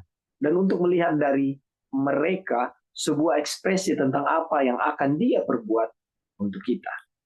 Dia ingin kita hidup di tempat yang memungkinkan kita untuk memiliki ruang gerak. Ya. Umatnya tidak boleh berdesak-desakan di kota. Dia ingin mereka membawa keluarga mereka keluar dari kota-kota agar mereka dapat mempersiapkan diri dengan lebih baik untuk kehidupan kekal. Cuma sedikit saja waktu yang tersisa untuk mereka harus meninggalkan perkotaan. Kota-kota ini dipenuhi dengan segala bentuk kejahatan, dengan pemogokan, pembunuhan, dan bunuh diri. Setan adalah dalangnya mengatur manusia dalam pekerjaannya menuju kehancuran. Di bawah pengaruhnya mereka membunuh karena ingin membunuh. Dan mereka akan lakukan ini lebih sering dan lebih sering lagi. Jadi benar saudara ya, kutipan ini bukan sekedar tulisan. Ya, kita lihat kejadian ya 3 hari yang lalu, tadi malam itu peristiwa pembunuhan semua yang terjadi ya di tempat kita di sini. Selanjutnya, jika kita menempatkan diri di bawah pengaruhnya, dapatkah kita berharap pada mujizat Tuhan untuk memutar balik hasil tindakan kita yang salah? Ya, saya dengar begini, saudara-saudara. Ada satu statement dari sahabat saya. Ya, kalau memang Tuhan tidak tuntun saya ke country living, ya saya di sini aja di kota. Ya, hopeless, tidak ada seperti pengharapan, sepertinya mentok. Saya tidak tahu apa yang jadi pergumulan dia. Saya tidak menghakimi dia. Tapi ini adalah salah satu gambaran yang saya mau angkat di sini, mau bilang bahwa ketika kita membiarkan diri kita di dalam pengaruh-pengaruh ketidakbaikan ini, ya, kita tidak bisa mengharapkan mujizat Tuhan untuk memutarbalikkan hasil ya atas tindakan kita yang salah. Ya, tidak bisa kita mengharap mujizat. Ya, Tuhan jatuhkan uang supaya akhirnya saya nggak di kota, saya ke country living sesuai ajaranmu. Ya, atau apapun bentuknya. Ya. Nanti yang terjadi adalah ketika kita sudah mengalami hal yang kita sebut benar ya pelajaran itu. Tapi sudah terlambat.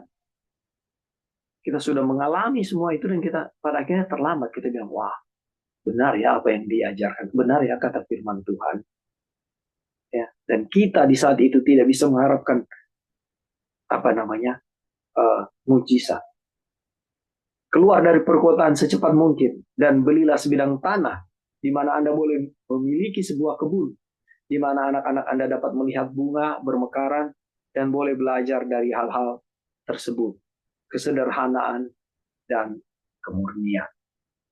Saudara-saudaraku yang kasih dalam Tuhan, ini akhir dari kutipan. Dan sebelum kita tutup, ya, dan sebelum datang kepada kesimpulan, apakah ada yang mau kasih tambahan dan masukan? Silakan saudara-saudara. Halo. Ya, brother, silakan. Ya baik, terima kasih untuk kesempatan. Salam baku dapa semua. Selamat Ya, baku jadi dapa. bicara ya mengenai berkat country living dari bacaan tadi itu sangat besar ya kalau kita baca. Bagaimana tokoh-tokoh Alkitab yang sangat berpengaruh di dalam Alkitab itu ternyata dibentuk di dalam country living.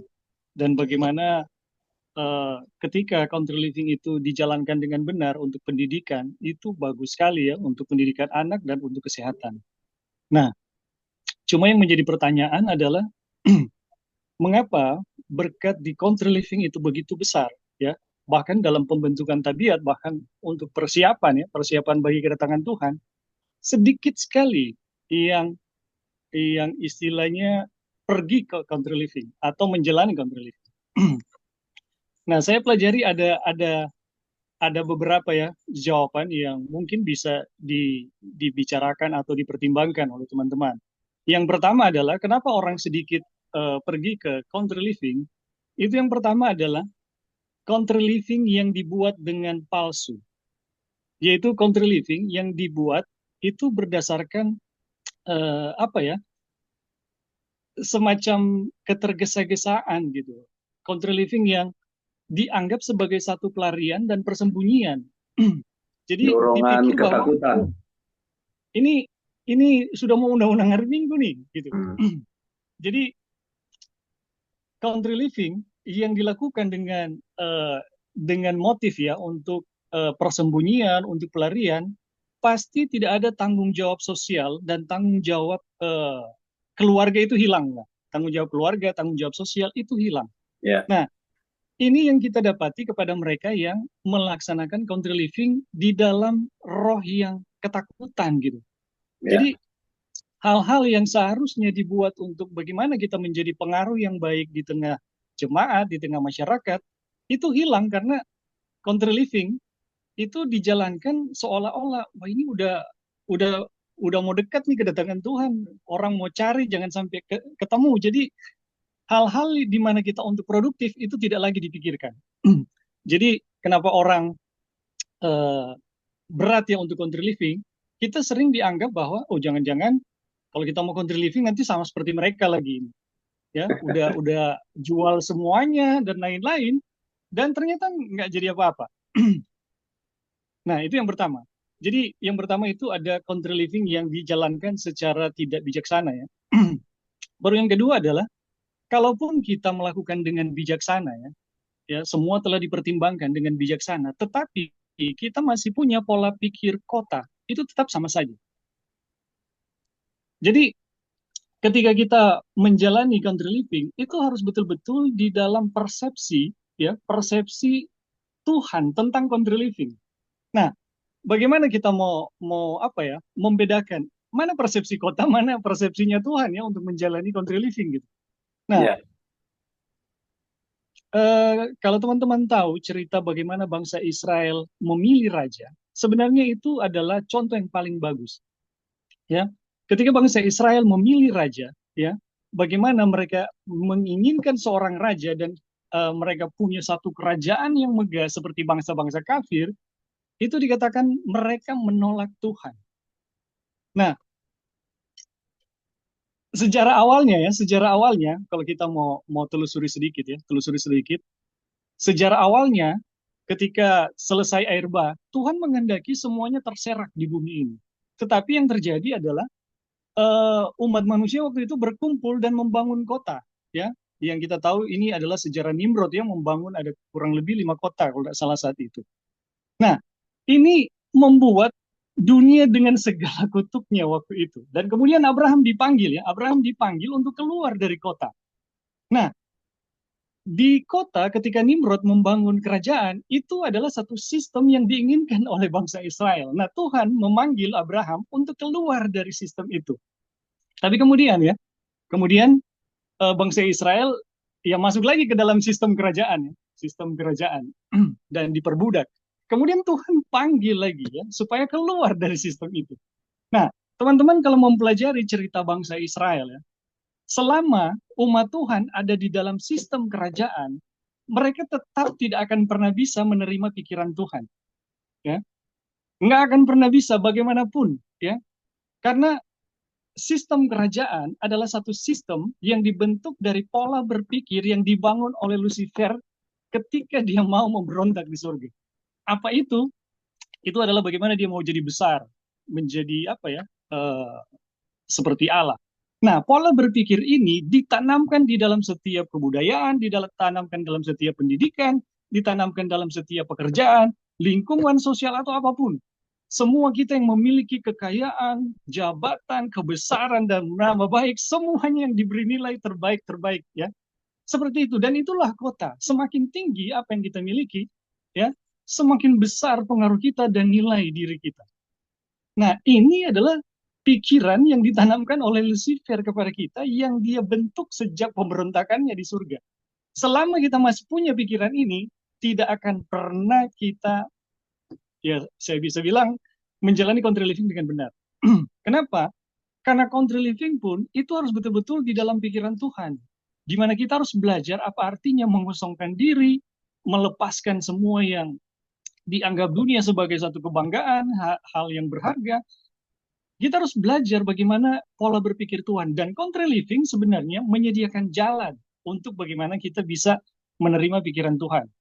Nah, kemudian pertanyaan selanjutnya adalah, apakah country living ini mudah atau tidak? Sebenarnya di segala zaman itu sama, teman-teman. Ya, segala zaman sama. Country living untuk kita di akhir zaman itu sama saja dengan bangsa Israel mau masuk tanah Kanaan. Itu hanya bisa terjadi oleh iman dan di dalam kebenaran. Tanpa iman dan tanpa kebenaran Kristus, siapapun tidak akan pernah bisa masuk. Dan kalaupun masuk pasti keluar, ya.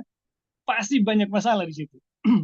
Nah, teman-teman, ada satu fenomena yang sering saya bilang. Kalau kita di Manado ini mudah sekali dapat tanah, tapi duitnya susah, ya. Duitnya susah.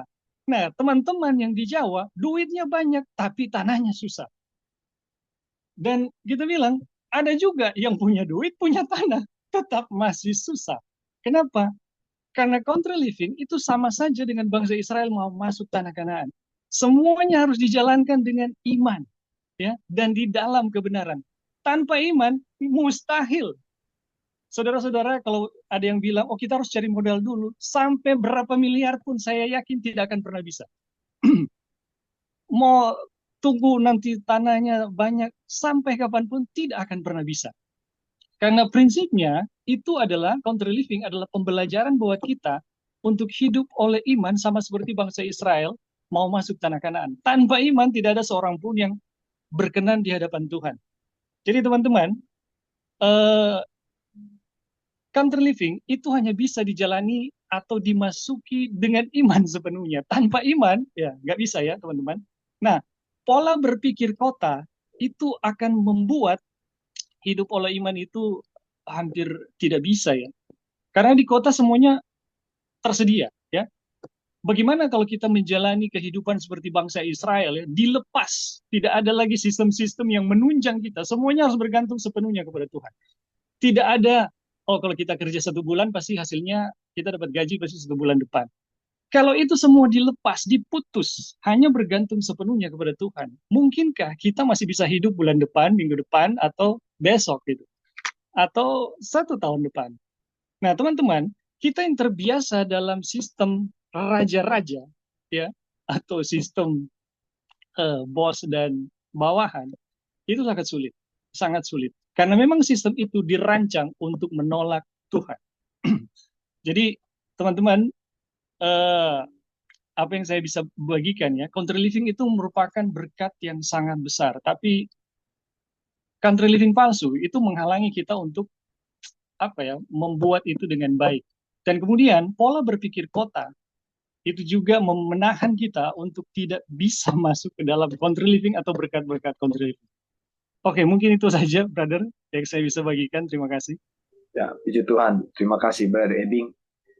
Jadi itu betul sekali apa yang sudah disampaikan. Itu juga yang kami alami. Jadi memang ada banyak proses yang harus kita jalani dengan iman ya, keseluruhan. Sister Walinda, silakan.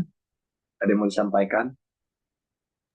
Ya, ini Bapak tadi ini bilang orang yang country living karena percaya Tuhan Yesus segera datang, maka country living itu belum kayak masih palsu. Terus terang saya mau bercountry living juga ya, kan saya nggak punya anak kecil lagi, saya nggak punya anak-anak lagi, jadi saya country living saya karena believe ya, Jesus coming soon, cannot buy sell anymore. Jadi kalau sudah masih stay di kota, saya akan seperti terperangkap seperti yang Jerusalem, the destruction of Jerusalem. Makanya saya country living karena memang Yesus sudah mau datang. But I don't know itu termasuk adalah kayak palsu gitu loh. Oke. Ya, Silakan, Mbak Reding. jadi maksud saya adalah ketika kita ya menjalani country living dalam semangat ya, semangat yang eh, seperti itu ya, ketakutan. Pada akhirnya yang saya bilang tadi, kita melepaskan tanggung jawab untuk jemaat kah, untuk masyarakat kah, untuk keluarga, itu kita lepaskan. Kita nggak peduli, yang penting kita urus untuk keselamatan saya secara pribadi. Padahal country living itu menurut saya ya, itu hanya pindah tempat dan pindah pekerjaan. Nah, kalau pindah tempat, pindah pekerjaan, itu artinya kita harus persiapkan semuanya dengan perencanaan yang matang. Ya, kita misalnya ya mau jadi dokter, itu perlu sekolah bertahun-tahun untuk jadi dokter. Nah, ketika kita di kota pindah ke pedesaan, jangan pernah kita bayangkan kita langsung jadi tukang yang mahir untuk bangun rumah dan petani yang apa ya, yang ahli untuk bertanam. Jangan pernah membayangkan seperti itu, teman-teman, karena kita mengikuti rencana Tuhan ya. Sekalipun kita mengikuti rencana Tuhan, itu harus dipersiapkan. Nah, Ellen White menulis, jangan tergesa-gesa. Itu sebenarnya ada dalam konteks apa yang harus kita lakukan, itu harus kita pikirkan dengan benar. Dan di mana kita mau berada, itu harus kita pikirkan dengan benar. Jadi teman-teman, masalah tempat itu harus digumuli. Kita nggak bisa tanya kepada Tuhan, tempatnya Tuhan di mana ya? Itu harus digumuli, itu harus dipelajari. Kemudian setelah kita masuk ke dalam apa ya, misalnya ke tempat country living, apa yang kita mau buat itu harus dipelajari, karena pertanian misalnya ya di Amerika dan di Indonesia itu beda, di Jawa dan di Minahasa itu nggak sama, teman-teman. Setiap tempat skillnya itu berbeda, nggak sama. Nah, ini yang membuat kita nggak serta-merta datang ke country living langsung jadi ahli semuanya. Oh enggak, semuanya harus dipersiapkan. Nah, kalau itu semua dipersiapkan, saya rasa country living yang dijalankan dengan persiapan ya dan matang, kita bisa bertani dengan bagus, kita bisa membangun rumah dengan bagus, yaitu bisa jadi kesaksian ya yang baik untuk orang lain gitu. Apalagi kalau pertanian kita itu produktif gitu, menghasilkan sayur-sayuran yang sehat, buah-buahan yang sehat yang bisa dirasakan berkatnya untuk lingkungan ya, entah keluarga, jemaat ataupun masyarakat. Dan seharusnya menurut saya ya, orang Advent atau komunitas Advent seharusnya menjadi pusat-pusat pertanian yang sehat ya. Ketika dunia mencari pertanian yang sehat, produk makanan sehat, seharusnya dunia mencari komunitas orang Advent, karena orang Advent adalah yang pertama kali diberikan terang pertanian ya. Yang pertama kali dalam dunia ini. Bagaimana kita harus bertani yang sehat itu orang Advent duluan. Nah, masalahnya sekarang karena salah pengertian tentang country living dianggap sebagai satu pelarian, persembunyian, kita melupakan hal-hal yang bisa produktif seperti itu, yang bisa menjadi satu kesaksian yang baik. Ya, nah ini yang menurut saya perlu dipertimbangkan ya. Jadi ketika saya country living untuk mempersiapkan diri bagi kedatangan Tuhan, itu baik dan sangat bagus. Tetapi kalau kita menjadi tergesa-gesa tanpa mempertimbangkan hal-hal yang patut, ya ini ya jadi tidak bijaksana dan jadi tidak baik ya kesannya. Oke, mungkin itu yang bisa ditambahkan. Terima kasih. Ya, terima kasih, Brother Ebing, Sister Linda juga. Jadi pemahamannya adalah dalam konteks motif. Kalau kita mau country living harus dipersiapkan dan bukan karena ketakutan ya. Jadi semua memang harus dalam penyerahan pada Tuhan.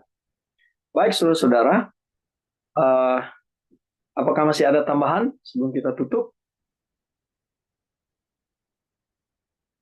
Baik, kalau belum, jadi hari ini puji Tuhan kita dapat satu pelajaran yang bermakna buat kita semua, bagaimana untuk orang tua ya mempersiapkan anak-anak kita untuk dididik di